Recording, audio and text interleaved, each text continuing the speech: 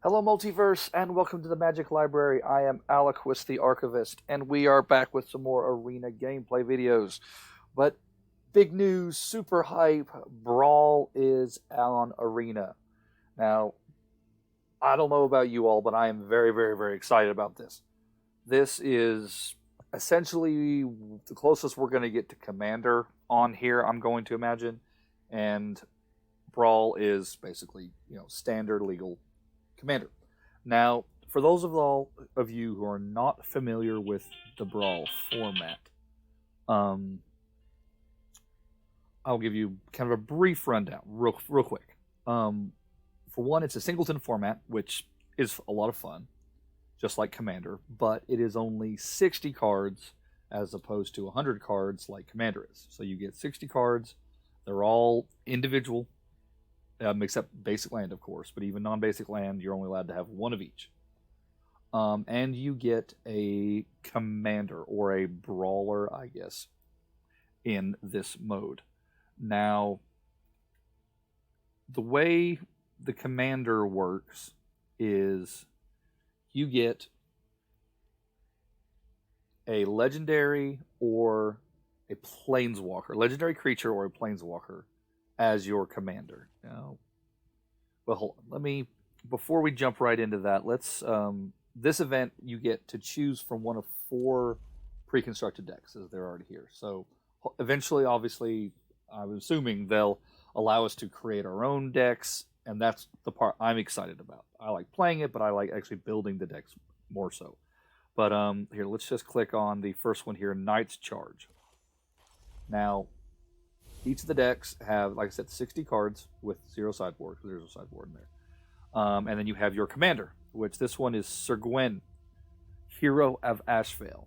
Now, as you can see, it's a legendary creature, and it's red, white, and black. Now, that's the color identity of this card, meaning that the rest of your deck has to be in those colors. You cannot have a blue card or a green card in the entire deck, or even a card like an artifact, for example, that has a green or blue activated ability or something on it. Can't have anything to do with the other colors. It must stay in that color sequence. But I mean, you can have just black and just white and so on and so forth, but it has to be those 3 colors. Now, you draw your normal 7 cards. It looks like you get a free mulligan to begin with, which is nice because a lot of times it's hard to get the mana fixing with the mana bases that are available here with a lot of tapped lands for the 3 mana. So you get a free mulligan, you draw your 7 cards, and then the rest of the time you mulligan like usual. The London mulligan rule. But the commander stays in the command zone. It is off to the side, and you can always cast it. Kind of like an 8th card in your hand. And then if it ever leaves play for whatever reason, if it's sacrificed or exiled or bounced to your hand or whatever it is, tucked back into your library, you can choose to allow it to go wherever it's being told to, or to return it to the command zone for you to then recast later. That's obviously amazing and super convenient, so you always have access to your commander, but there's a commander tax, and every time you cast it from your command zone, it costs additional 2 colorless mana. So, if you want to shut down a commander deck really good, you just keep killing that commander. It costs so much to recast it, it can really hinder their deck. But, okay, so that's a quick breakdown on the way Brawl works. Everything else is the same, except for also, let me point out that in Brawl, you can choose Planeswalkers to be your commanders, as opposed to in Commander, it's just legendary creatures. Unless it says otherwise. I know there's speculations and stipulations to everything, but in Brawl, no matter what, you can do a legendary creature or a legendary planeswalker, which is really cool. I like the change. Slows the planeswalker, slow it down just a hair, but given the fact that it's a one-on-one, isn't that big a deal. Which obviously the greatest thing about Commander is that it's multiplayer, so it's hindered slightly on the fact that it's still one-on-one, but given this client, I'm not 100% sure how they would do a multiplayer format. So I don't know if we'll ever see one. But for now, I'll take what we can get. Okay, now enough said about the Brawl format. This is the first of the 4. Looks like we have 4 Brawl decks to choose from. But the coolest thing about this that everyone is, well, I'm excited about, I'm assuming everybody else is too, is that they have new Throne of Eldraine cards in it. And we are, so in a way, getting a huge spoiler to the new set. And I'm telling you guys, this stuff looks pretty sweet. We've already spent a lot of time to begin this video breaking down what Brawl is. So I'm not going to go card for card on all of these. I'm assuming there'll be a lot of YouTube videos and websites and stuff devoted to simply just the new cards. And there's a lot of really sweet stuff, and I'd love to talk about all of them. But instead of breaking them all down to begin with, I'm just going to go ahead and get some games in. And I'll talk about the cards when we come across them. And, you know, my opinions on them and stuff. But each of the commanders are pretty sweet. You've got basically 2 aggressive styled and 2 fairly controlling styled, which is neat. I tend to lean more toward the controlling, but the aggressive ones tend to do a little better in a one-on-one format. Now, let's see, the commanders all cost a little bit different. Like this commander is a 4-drop, these 2 are 5, and this one's a 6-drop. So if you're going for just the fastest commander possibilities, you're probably looking at this one. But these 2 have green, so they ramp quite a bit. I will give you a quick breakdown on each deck, though, so you can choose which one you prefer to play just based on your play styles. This is, like I said, Sir Gawain, very, very, very aggressive. And very equipment heavy. As you can see, every time that an equipped creature attacks, you draw a card, lose life. So a lot of restock in that, as long as you're being aggressive, which is nice. And the equipment costs 0. That is really insane. As long as you're equipping it to a knight. That's, I mean, but a lot of the deck is knight. It's very knight tribal. So you have that. But I mean, you get cards like Colossus Hammer with a 0 equip. That it's just insanity. Especially if you equip something with Menace. I mean, I've lost many games to that concept. So you've got a knight synergy going on. Oh, also real quick, in case this is the new mechanic that people have been very unclear on how it works. It's a creature. It's the 2-caster, 1 in a red for a human knight. It's a 2/1. Now, you can cast it as its creature, but there's also an adventure mode on it, where it basically is a sorcery or an instant, depending on what it is. I believe there's also, there's also instants. You can cast the spell side of the card first, have the effect for the cost, 2 in black. Where'd it go? And draw a card, lose life at instant speed, which is nice. Then it goes into exile. Then you may cast the creature half of it from exile for the 1 black and a 1/1 death touch creature. So interesting. So far, I haven't seen any of them that are absolutely amazing, but there's a lot of different ones. I mean, everyone was very unclear as to how that mechanic actually worked. But neat, very neat. So yeah, very aggressive, very knight synergy, a lot of attacking, a lot of equipment. So if you like being aggressive and having a lot of creatures on the board and equipping them, then Knight's Charge is definitely yours. Now, Savage Hunter is a little more on the longer aggressive game plan. Bigger stuff, bigger beaters. And this one is a 5-mana, 4/4 flying Dragon Noble that, when it enters the battlefield or attacks, you sacrifice another permanent. Whenever you sacrifice a permanent, you put a +1 counter on it and draw a card. So again, a lot of card draw. They're all about restocking the hands, which is really nice in this format. So that's really cool. So this deck basically is more kind of build up a decent board state and then just hammer in. A lot of synergies with sacrificing things, creating food tokens, a lot of food tokens. If people aren't familiar with what food tokens are yet, it's a new mechanic also. It's the other new mechanic in the set that basically creates a artifact token that is food that you pay 2, tap it, sacrifice it, and gain 3 life. Which is nice against some, I guess, aggro, but in this particular deck, and in a lot of them, I'm imagining, they're utilizing the food tokens in different ways. Like in this one, you can sacrifice 2 and draw a card. And then when you combine that with Curvold, every single time you sacrifice a permanent, you put a +1 counter and draw a card. So there's a lot of synergy in this one. I like the synergy that's built into this deck. So it's a lot of the long game plan and get big scary things that just bash face. A lot of fun in this one also. Then we've got the Wild Bounty.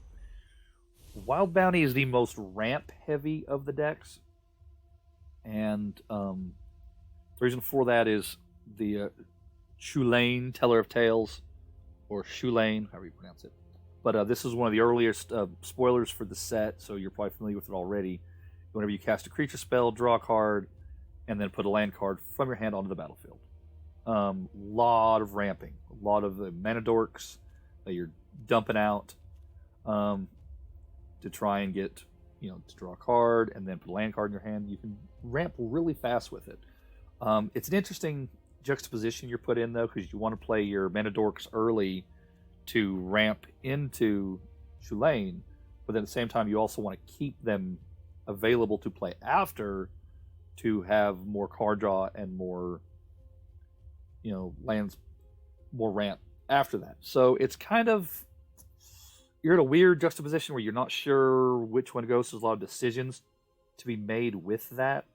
So if you can ramp early on with like growth spirals and Firemind's Vessels, then you can use your creatures to cast after it to get you further ramped into big threats like Parhelion and Endray Spores. Interesting. I have had the least amount of luck with this particular deck, but again, that may be just because I'm playing it wrong. All the decks seem to be really well balanced and quite powerful. I mean, I'm getting wrecked on a daily basis with these so far. Well, I say daily. It's been released for a whole day. And then the last one is Artifacts and Enchantments. It's a Fairy Warlock, I believe. I'm not actually sure. I don't remember. But anyways, 4 mana for 2/3 flying, Death Touch, Lifelink. Lifelink is awesome. There's not a lot of ways to gain life in these decks besides just the tapped lands, and I really think that could be done better because these games want to go long, and it's kind of hard to do that. But you also start out with 25 life as opposed to the normal 20. I forgot to mention that. But yeah, other creatures you control flying get +1/+0. Whenever you cast an artifact or enchantment spell, you put a 1/1 blue fairy token with flying. That's fantastic. Again, same concept though. You want to ramp into her, but at the same time you want to keep your ramp spells back to just get value. That actually I have found is to be the best. Kind of hold off, be a little controlly, a little defensive, and then put her down and then build your board state real quick. But a lot of fun, a lot of new cards that have a great showing so far. Like I'm really enjoying Shimmer Dragon. It's pretty sweet. But I know I've rambled on for a while. Let's go ahead and get a couple games in real quick since this video is already going to be a million years long. But yay, Brawl. I mean, come on, we got to be excited. I'm going to do the Fairy schemes first. I've always liked Esper. So, okay. Oh, looks like we're against the same deck. I have noticed they pair that up a whole lot. There may also not be a lot of people playing, so you're getting paired. I don't know how the pairings works. I'd imagine they just do it randomly. But okay, let's see. Mana fixing is decent, so this is actually probably a good keeper. And remember, you always have access to your commander, so you've always got a 8th card to choose from that you can kind of evaluate. That's going to be good to get us little tokens. That's just a good thing later to beat her. It seems it's a little expensive, but it is a good way to close the game out. And then just card advantage, artifacts, and card draw. So this is pretty good. We're going to go ahead and keep this. Honestly, mainly just because we have fixing. We've got all 3 colored mana available to us, and that's just a big deal to me. Okay, opponents making their decisions. Oh, and love the sweet new field. I was hoping they'd give us a new field. It's pretty cool. Scry. Okay, yeah. Works really well in conjunction with Alela because of the fairies it creates. We'll go ahead and crack this now. Get an island.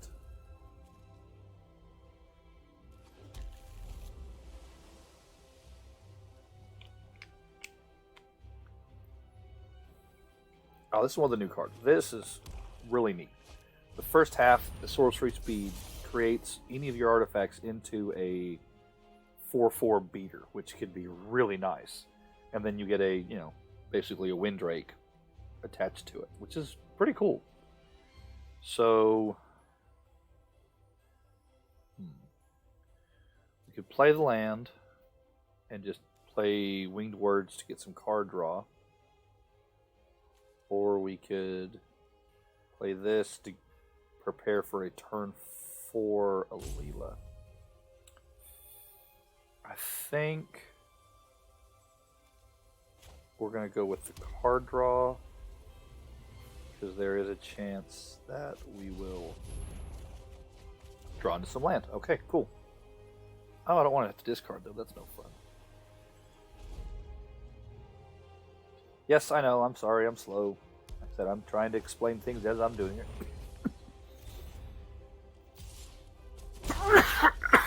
Excuse me. I'm so sorry.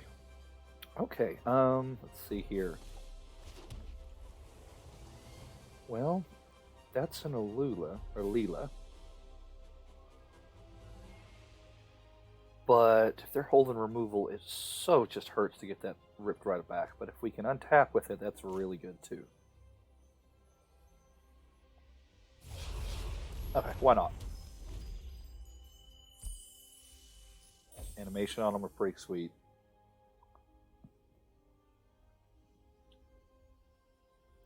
I think this deck runs Mortify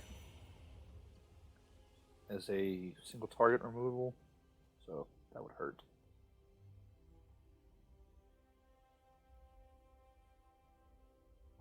To do. Okay, so next turn. Oh, that it's so frustrating. Honestly, given the fact it's difficult to actually flat out remove that, letting it die, we'll see if we can find removal, but we'll let it die here soon so that we can actually use its actual ability.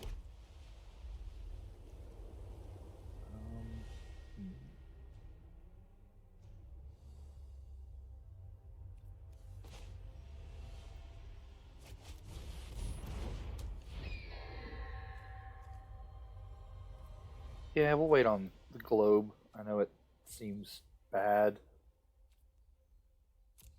Okay. Then what we'll do is we'll throw Alela into one of the attacking creatures to kill it so that we can recast it next turn. Which just is not fun. But if it means we can use her, we might as well do that.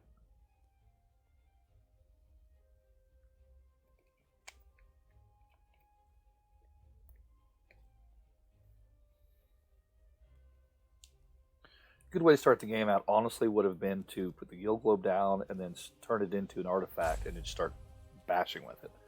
I have actually won a game doing that, and it's actually probably one of the better games I've had. So that probably would have been the smart play, but at the same time, I kind of wanted to utilize Alela a little more. Yeah. See, and you choose Graveyard or Command Zone.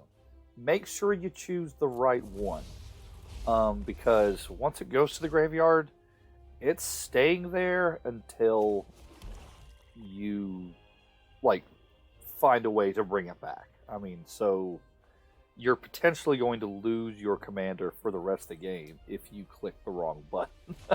Which, feels bad, but at the same time, it's a big deal. Okay, yeah, we'll attack in here. If I don't see them blocking, they're probably going to try and be a little more on the aggressive side of things. Yeah, and they're not willing to trade their commander because they don't actually have the currently have the mana to recast her, which is good to note. Lawmage Binding is going to be really good against the commander because unless they flat out kill it, it'll be stuck on the board. Like, we were able to chump block ours out to get ours back out, but Binding makes it so they can't do that. So let's see what they do. Next turn, we could either globe into Owl.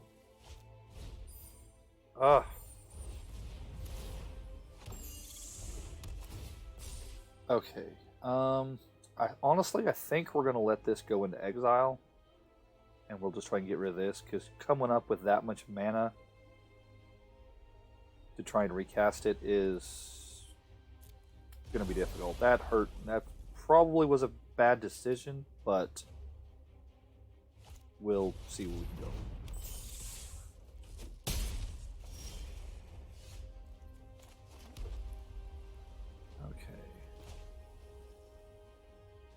See, the problem with using that instead of the Frogify on her is that the static ability that's triggered every time they play something still works. So that actually stinks.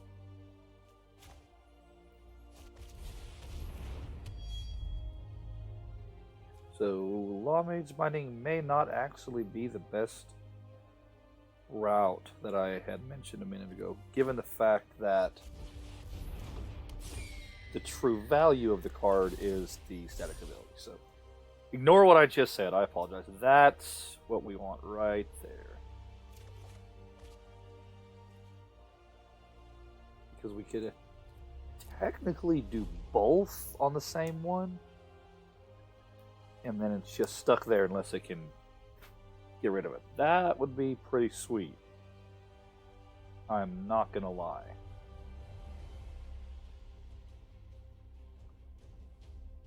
Okay.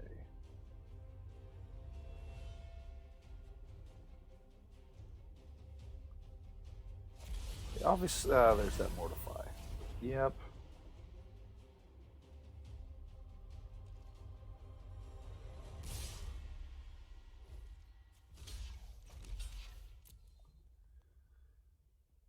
Not gonna lie, it's not looking great.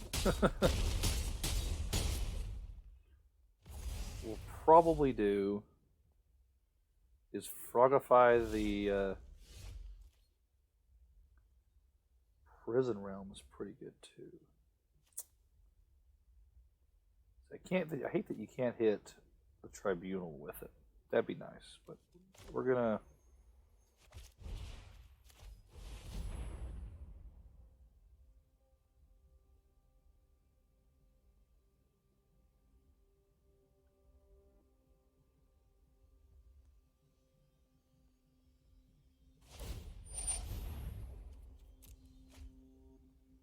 Interesting.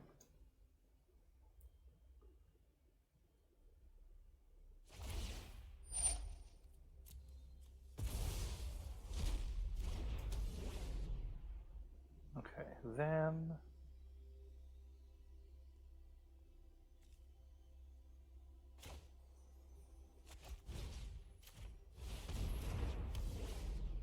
yeah, we could have flashed that into play, but there really wasn't a need for it right now. We'll go ahead and just get this out there so we can. Okay, interesting. Let's hold back.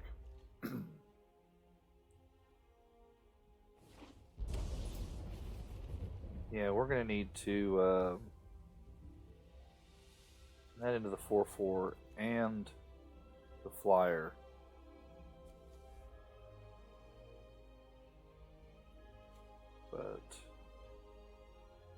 Being at 9 makes it kind of hard to do that, but also 5/5 flyer. Ooh, yeah, that needs. Well, let's see. Prison Realm takes care of it because it doesn't have hexproof yet, so that's good. So we're still, we're not completely out of the park here.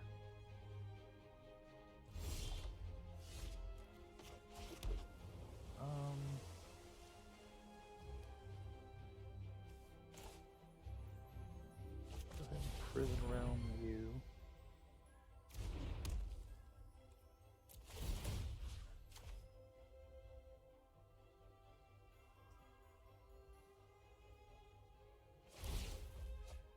Nice. Yeah, I forgot I could do that. That is such a good card. I am so excited to use that. I like that. And then...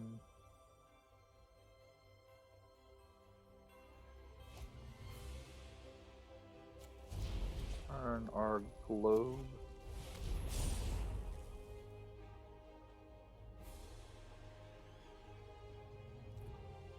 And I think we're going to hold back attackers, or do we get the flag? It's just one, but yeah, we'll hold back. Because we essentially need to start deploying our own threats.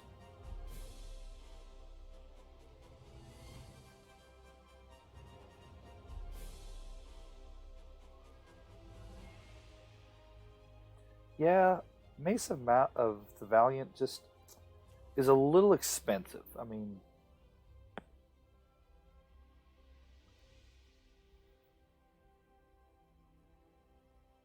yeah, if we could get it synergized with our commander, we're pumping out tokens constantly and stuff like that. But at that point, it's more of a win more kind of card, anyways. Making one big, huge thing and no. I guess it does give it vigilance, but still.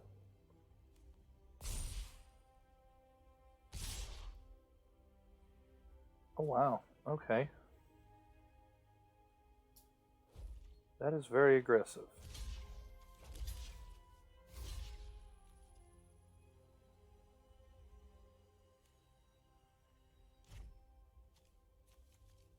Wait, how does everything have flying? What did I miss?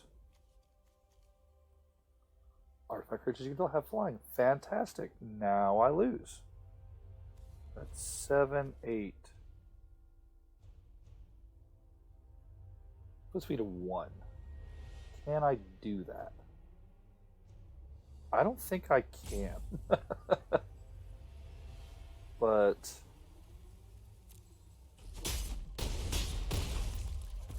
yeah, I guess we're gonna try.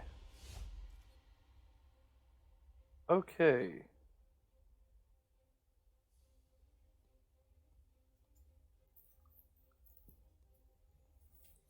I'm gonna actually have to have multiple blockers out.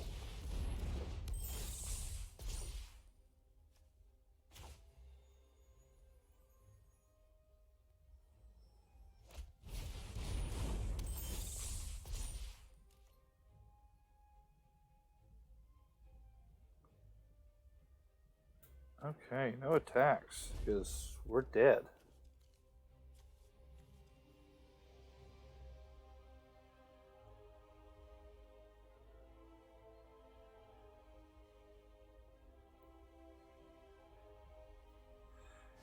Yeah, that's the game. Obviously, he's got lethal on board. Well, no, he can't attack with that. So he's not. Doesn't. We're not quite out unless he's got something. But yeah, we're gonna be trading away a bunch of stuff, and there it is. Good game. Yep. Okay, we are dead. But yeah, that's how the Brawl format works. Usually involves me getting killed, which is fun. But let's see. I think we're gonna keep going with the fairies, and I'll do some more videos with the other decks. We'll do a video for each deck because, well, they're fun.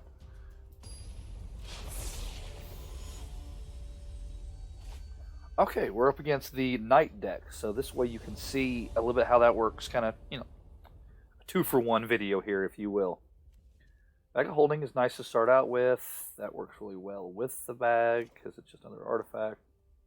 Smothering Tithe. Okay, great. I've not actually been able to get this one out early, and my opponents have a lot, and it has wrecked me quite often. So this is a pretty decent opening sequences and stuff. Okay. Now, I actually think we're going to hold back on bag again so we can get Alela out.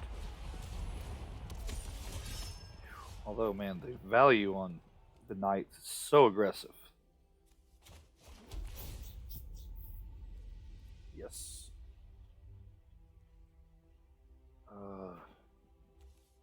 Yeah.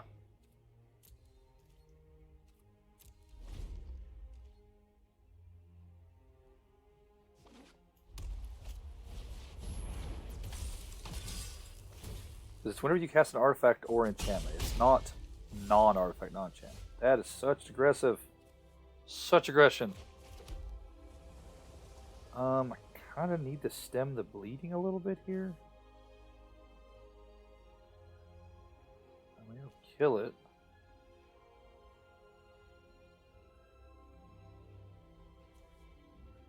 So it trades. It's not the best trade.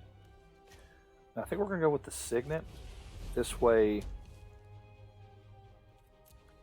I can actually play Alela and the Bag of Holding on the same turn, and use the fairy as a the fairy token as a jump blocker. That's actually not the worst line of plays. This one is just so low to the ground that they get really aggressive really quick.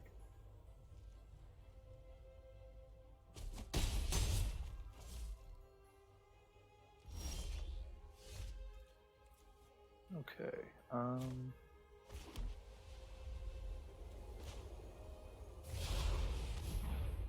Yeah, hopefully they don't already have removal, but that's just stinks. I have noticed it does tend to actually work a little better if you hold back on playing the commander. Use it as like an extra card later on in the game. Play out your hand and then utilize your commander as card advantage. Seems to work really well for my opponent because of that very reason. They tend to always have an answer and they use their threats on your commander. But at the same time,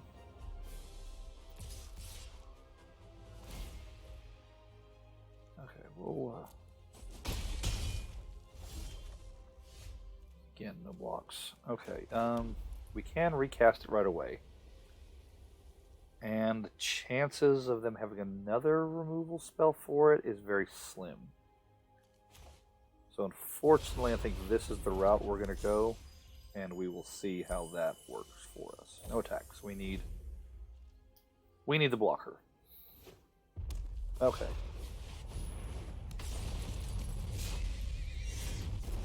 Yeah. See, that just gets stupid.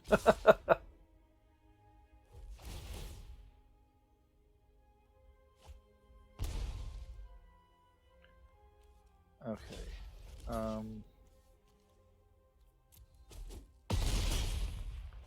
Now see, next turn they're going to equip that hammer to Gwyn, and they just run away with the game because of just overwhelming card advantage. So I've got to do something about that.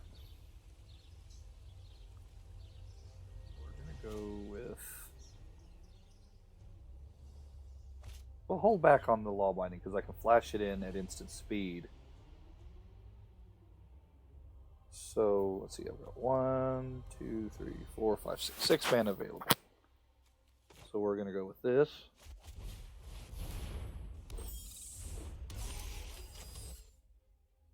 And hold back the binding.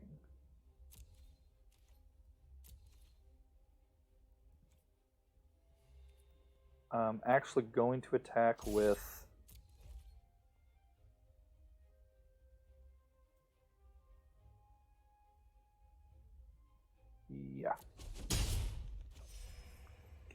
gain us a little bit of life. Okay, let's see what they've got here. More than likely they'll...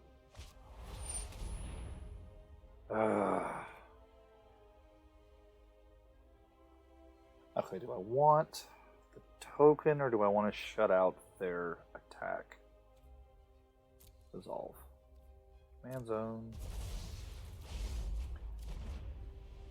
See, at an 8 mana, it just gets ridiculously hard to do anything about that.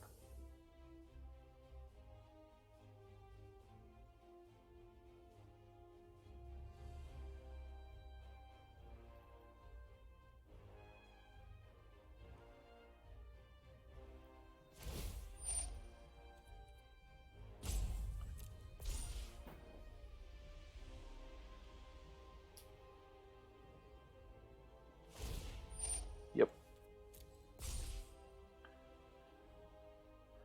Okay, so now that they're attacking, we will go ahead and enchant that.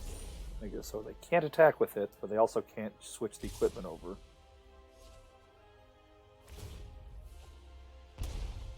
Do draw the card. And we will chump block the knight out, given the fact that we're getting pretty low. Okay, that was, oh god. I was going to say it was a pretty good sequence for us, but they're just now, they've got card draw, they've got...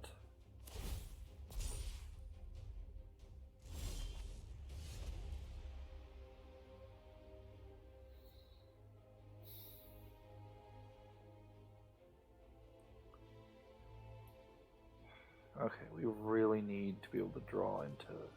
That's just going to slowly beat us to death. So we need ramp.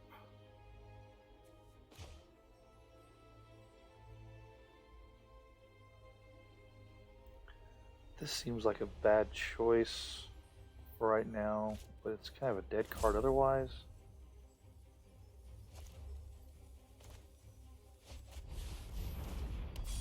Okay, let's hope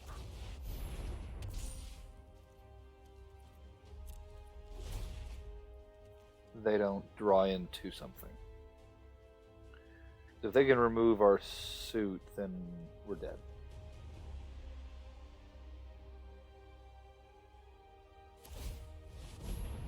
Okay. Who do they choose? Knight, obviously, yeah. Human is actually probably a better choice.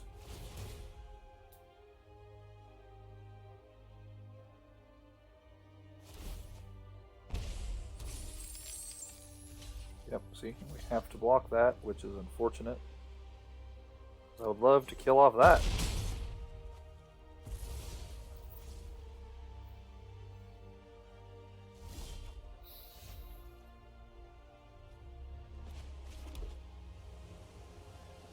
Okay,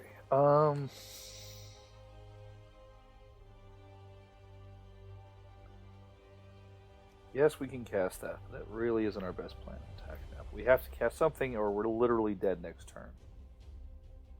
So we'll run this out.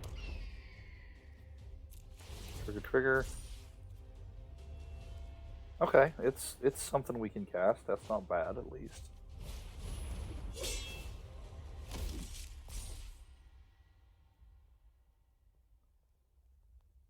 It's 2/2. So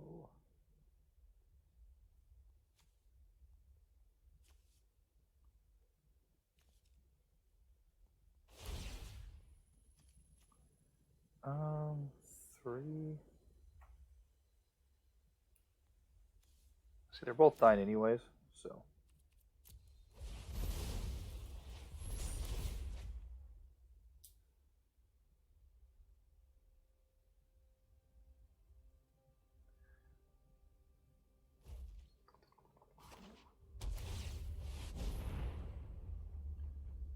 They've just got such a board presence.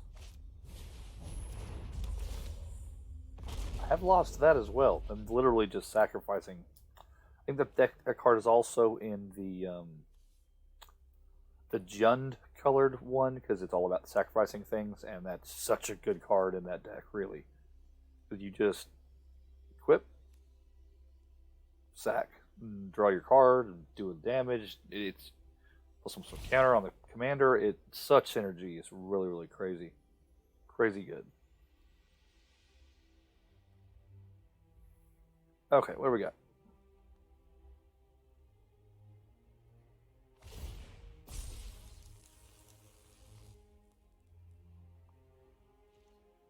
What have we got?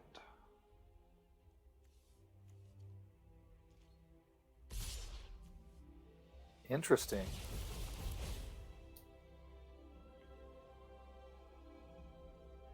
I wonder if that works the way we think it does. It should, because that creature's giving it, and it has Death Touch, so it should kill the creature outright. That's nice.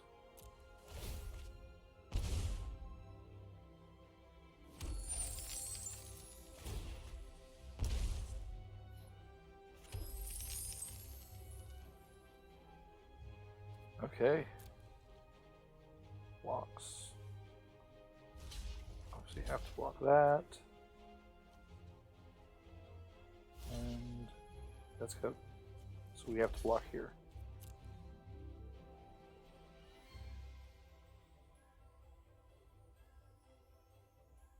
I mean, it's going to kill it, so we might as well... Well, no, it's just going to let it happen.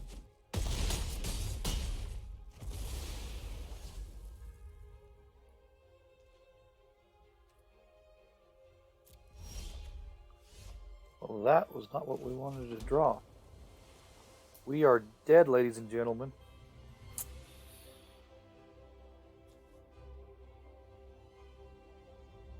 I mean...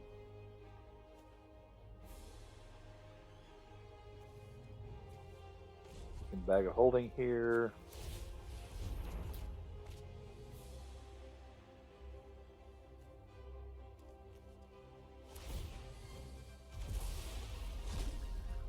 Does that let us live?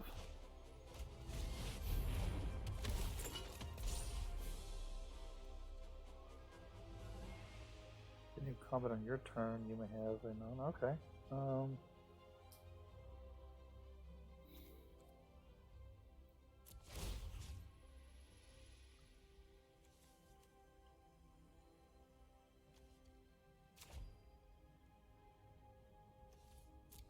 Oh, we need a blocker. Oh, piss. See, I guess that was the wrong option. I should have clicked something else instead. That's a good game. Yep, that was a misclick on my part. Sorry about that. Yeah, we turn one of the other ones in. That would have at least given us another turn.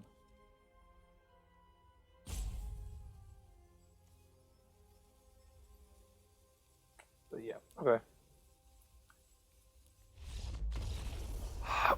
Well, no, I didn't do very well. But like I said, Brawl is a very interesting format, and a one-on-one is totally different than in groups of 4, 3, 4, or more. So it's a definite learning curve. I know it's still one-on-one, so you think it would be just like standard, but it's different. It has different strategies and different ways of utilizing your commander and your resources, but a lot of fun. I really highly recommend everyone trying it. I will be definitely doing more Brawl videos in the future. We're going to try and spit out a couple of these. We'll do a video for each of the decks to kind of showcase them a little bit. I feel like I didn't do the best of jobs showcasing fairy schemes, but a lot of new fun cards. Food items are interesting. I'm excited to try and utilize the food stuff to see how well that works. But yeah, fun stuff. Yeah, thank you for watching. I am Alquist the Archivist, and this is the Magic Library. Please, please, please like and subscribe if you did enjoy it. If not, comment, tell me why. I've had a few of those, which were helpful. And like I said, I'm just trying to grow this to, be something that I can do a little more substantially. I enjoy doing it. That's why I'm doing it now. But yeah, please like, subscribe. There's Patreon. Check it out if you want to. I'm on Twitter, Facebook, all sorts of different places. Links all should be there. But yeah, until next time.